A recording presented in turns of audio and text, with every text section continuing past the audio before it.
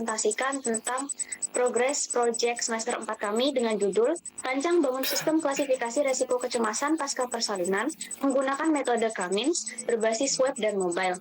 Sebelum masuk dalam presentasi, izinkan saya memperkenalkan diri. Saya Anisyananda Ayu Kusuma dengan anggota kelompok Bintang Tarisha Syafira, Putri Nazwa Meida, Dila Soleh Masyusyukur, dan MH Holil.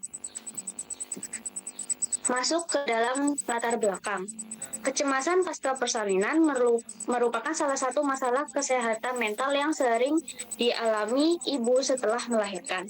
Namun, kondisi ini sering tidak terdeteksi sejak dini karena kurangnya kesadaran untuk melakukan pemeriksaan mandiri. Selain itu, keterbatasan akses pelayanan kesehatan mental juga menjadi salah satu kendala bagi ibu untuk mendapatkan penanganan lebih cepat. Oleh karena itu, kami merancang sistem berbasis web dan mobile yang dapat membantu proses deteksi dini risiko kecemasan pasca persalinan menggunakan metode Cummins. Dengan adanya sistem ini, diharapkan pengguna dapat melakukan screening secara lebih mudah, cepat, dan private. Kemudian masuk ke dalam rumusan masalah. Rumusan masalah dalam proyek ini yaitu bagaimana membantu ibu pasca persalinan melakukan screening mandiri. Kedua, bagaimana mengimplementasikan metode Cummins untuk mengklasifikasikan tingkat risiko kecemasan. Serta, ketiga, bagaimana membangun sistem berbasis web dan mobile yang dapat memberikan hasil secara cepat dan akurat. Selanjutnya akan dilanjutkan oleh teman saya. Kemudian solusi yang ditawarkan yaitu platform digital inklusif, yaitu screening mandiri tanpa batasan jarak untuk mengatasi stigma sosial dan kendala geografis. Penggunaan algoritma Cummins, yaitu klasifikasi resiko, ada dua, beresiko dan tidak beresiko secara objektif dan konsisten berdasarkan data kuesioner. Multi-platform optimization, yaitu ada web, bagian role admin dan ayah untuk manajemen data online, serta pusat monitoring dan informasi detail untuk ayah. Bagian fitur pemantauan real time bagi ayah. Kemudian selanjutnya ada business understanding. Tujuannya adalah untuk membantu deteksi dini postpartum depression pada ibu pasca melahirkan. Permasalahan yang diangkat adalah postpartum depression sering tidak terdeteksi sejak awal, kurangnya kesadaran dan stigma sosial, akses layanan kesehatan mental terbatas, serta solusi yang kami tawarkan yaitu aplikasi berbasis web dan mobile untuk screening awal, memberikan hasil prediksi risiko berupa beresiko dan tidak beresiko, dan membantu pengguna mengambil tindakan lebih cepat. Untuk selanjutnya akan dijelaskan oleh teman saya, Vera. Baik, untuk selanjutnya ada CRISPS DM Data Understanding. Pada tahap data understanding, kami fokus memahami data yang digunakan untuk mendeteksi risiko postpartum depression pada ibu pasca persalinan. Sumber data berasal dari input pengguna melalui aplikasi dan juga dataset pendukung dari Kaggle. Data yang digunakan bersifat kategorikal, misalnya kondisi emosional dan gejala psikologis setelah melahirkan, seperti perasaan sedih, kecemasan, gangguan tidur, hingga perasaan bersalah. Dari data tersebut, sistem akan menghasilkan label output yaitu beresiko dan tidak beresiko. Jadi, tahap ini penting untuk memastikan bahwa data yang dipakai memang relevan dengan kondisi psikologis ibu setelah melahirkan. Selanjutnya, CRISPS DM Data Preparation. Setelah data dipahami, tahap berikutnya adalah data preparation atau persiapan data sebelum diproses oleh model. Pada tahap ini, kami membersihkan data terlebih dahulu, misalnya menghapus data kosong atau data yang tidak valid agar hasil analisis lebih akurat. Setelah itu, data diubah ke bentuk kategorikal dan dilakukan proses encoding, yaitu mengubah jawaban seperti ya dan tidak menjadi angka, supaya dapat dibaca oleh algoritma. Terakhir, seluruh data disusun menjadi dataset training yang siap digunakan untuk proses permodalan dengan algoritma Cummins. Tujuan tahap ini adalah memastikan data sudah rapi, konsisten, dan siap diproses oleh sistem. Selanjutnya akan dijelaskan oleh rekan saya. Di tahap model sendiri, kita menggunakan algoritma yaitu Cummins clustering dengan mengelompokkan data berdasarkan kemiripan karakteristik. Dengan parameter menentukan jumlah kelompok yaitu berisiko dan tidak berisiko. Basis klasifikasi sendiri itu untuk gejala kecemasan dari pengguna melalui kuesioner. Untuk modelnya sendiri itu ada tingkatan klasifikasi kecemasan, yaitu tidak berisiko, gejala kecemasan dari rendah, berisiko kecemasan dari tinggi. Next. Di tahap evaluasi sendiri, kita menggunakan silhouette conversion, yaitu mengukur kekuatan pengelompokan untuk memastikan data di klaster rendah benar-benar berbeda dengan klaster di tinggi. Kedua, kita menggunakan elbow method, memberikan bukti matematis bahwa pembagian menjadi dua kelompok K2 adalah titik paling optimal untuk data tersebut. Kenapa kita pilih K2? Kita udah pernah coba memakai K3, tapi hasil skornya tuh lebih tinggi menggunakan K2. Oke, tahap selanjutnya data deployment, di mana di sini hasil dari trainingnya menjadi model itu akan di deploy ke dalam server.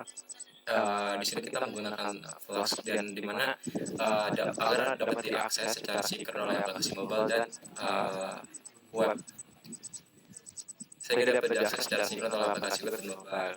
Untuk akses penggunanya ada 3 hak akses atau 3 role, yaitu ada ibu di sini melakukan screening mandiri via mobile dan menerima hasil screening yang nanti labelnya adalah berisiko dan tidak berisiko.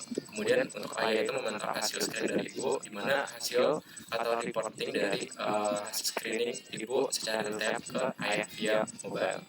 Kemudian ada admin di sini mengolah data yang ada, menvalidasi setiap user pengguna dan dapat melihat chart dalam bentuk dashboard di website.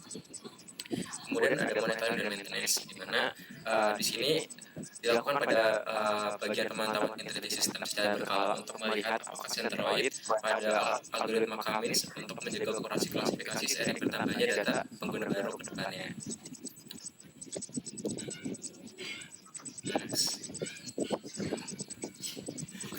Bagian integrasi budget dan mobile. Nah, di sini ada hak akses yang dibagi dalam beberapa integrasi itu di mobile dan website. Nah, untuk pertama ada admin. Admin ini ada pada bagian website, di mana di admin itu fitur-fiturnya ada, yaitu mengakses data diri dan mengakses dari database pusat. Kemudian admin mengakses data dari database terpusat, kemudian data yang ditampilkan bersifat anonim bagian hasil dari screening ibu, dan digunakan untuk monitoring hasil digunakan untuk monitoring, analisis dan pengelolaan dataset, dan tidak berinteraksi langsung dengan input pengguna.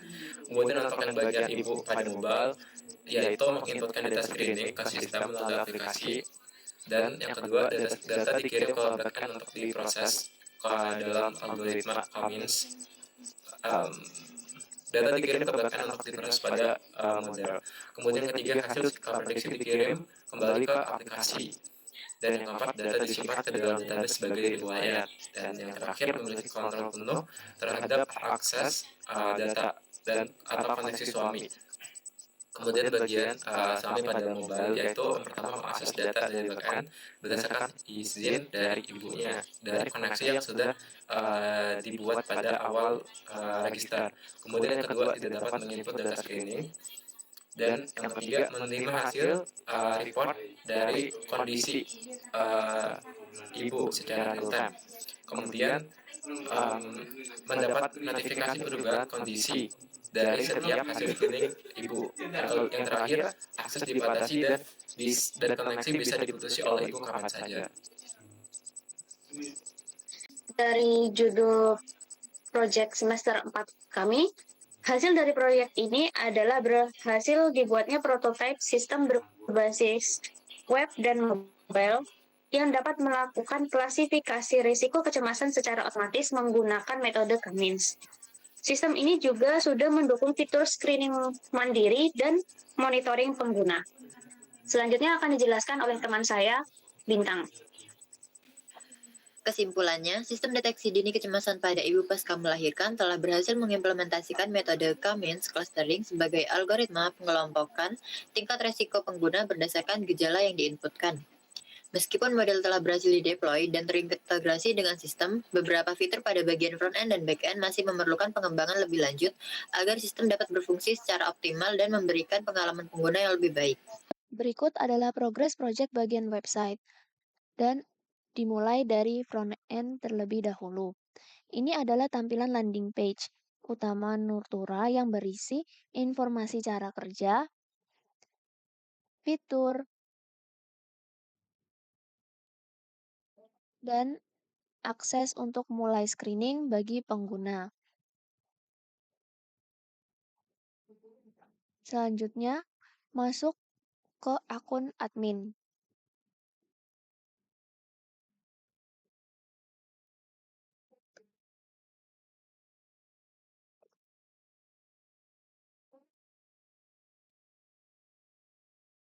Nah, untuk role admin, tampilannya difokuskan pada pengelolaan data. Di sini terdapat dashboard monitoring untuk melihat statistik dan tren.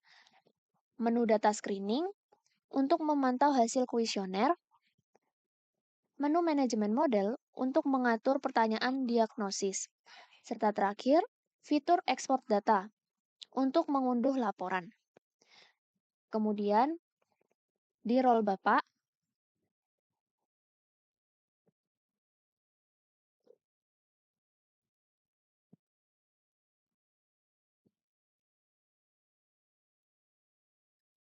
tampilannya lebih personal, terdiri dari halaman beranda untuk ringkasan cepat, menu monitoring untuk memantau kondisi ibu, kemudian menu dukungan untuk istri, berisi panduan edukasi serta halaman profil.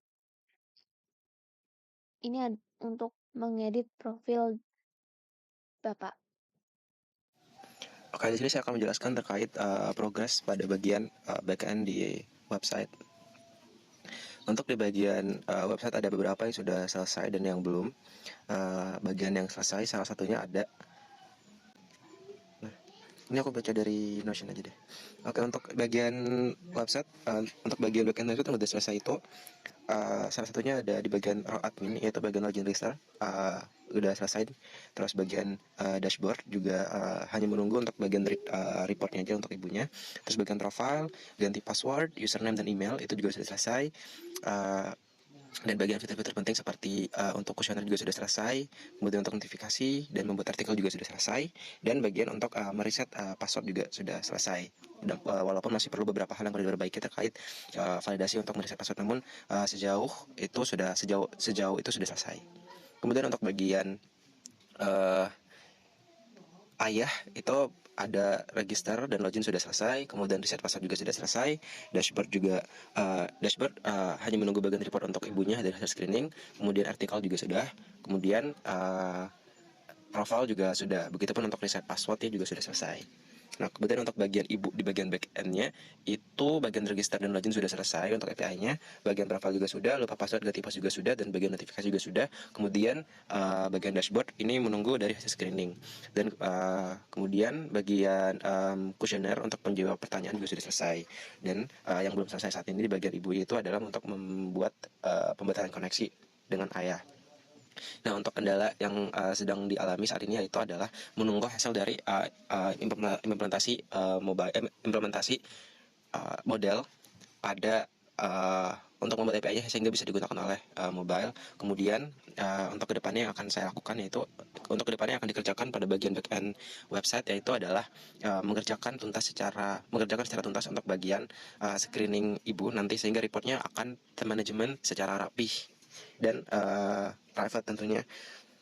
Dan kemudian untuk bagian deployment juga nanti akan dikerjakan pada next task ya, sehingga menuntaskan segala tugas di bagian backend website. Yang telah selesai itu bagian halaman login, bagian register, dan juga bagian lupa password. Halaman beranda sudah selesai, termasuk lihat tips juga, kemudian halaman prediksi, halaman riwayat, dan halaman profil juga sudah.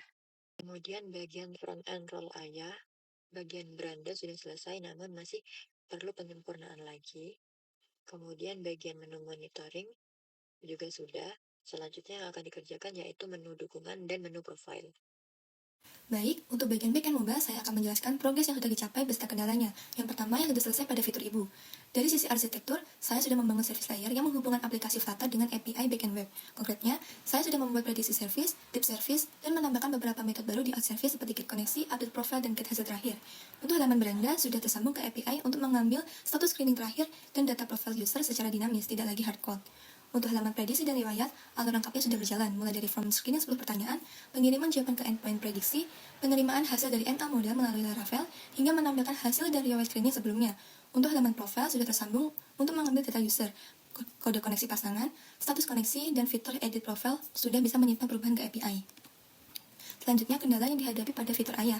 Untuk fitur ayah yang mencakup beranda, monitoring kondisi, dukungan, dan profil saat ini belum bisa dikerjakan karena endpoint dari backend web belum tersedia. Tanpa endpoint yang aktif, proses integrasi dan pengujian tidak bisa dilakukan dengan benar.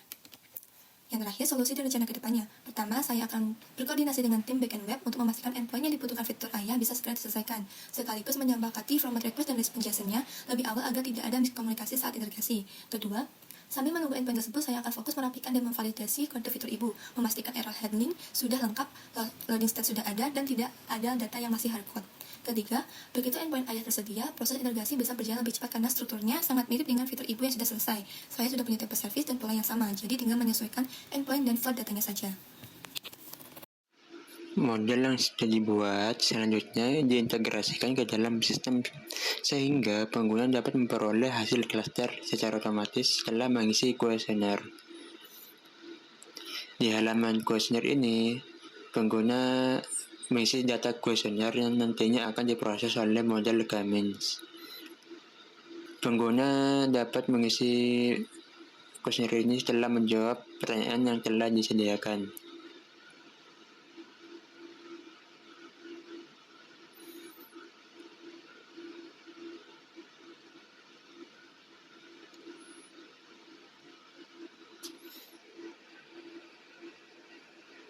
Setelah jawab, hasilnya akan keluar. Output sistem berupa hasil klaster pengguna berdasarkan jawaban kuesioner yang telah diinput.